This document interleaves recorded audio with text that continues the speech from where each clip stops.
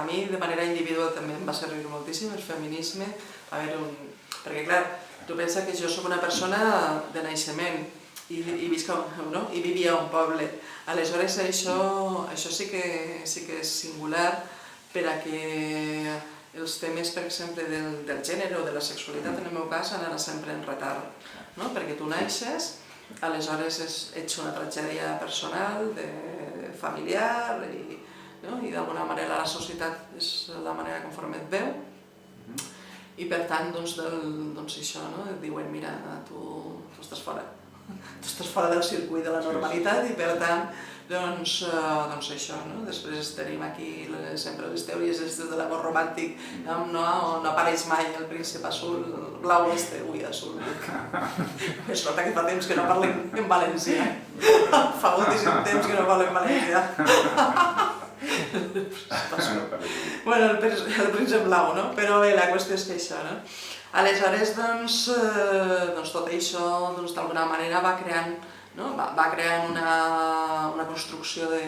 d'una persona que realment, doncs això, tu saps, tu únicament saps que ets defectuosa,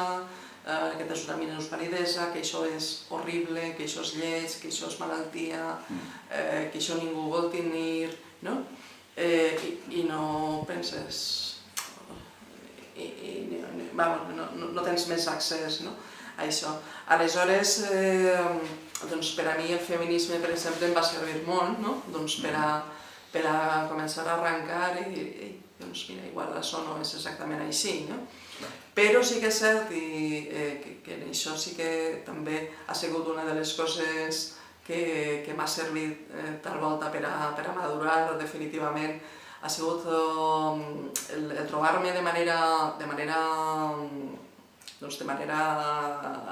aixecant amb el feminisme. Bueno, el feminisme, està clar que feminismes hi ha moltíssims,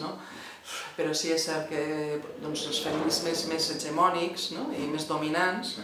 aquests feminismes realment són uns feminismes que no incloïen a les persones amb diversitat funcional, a les dones amb diversitat funcional,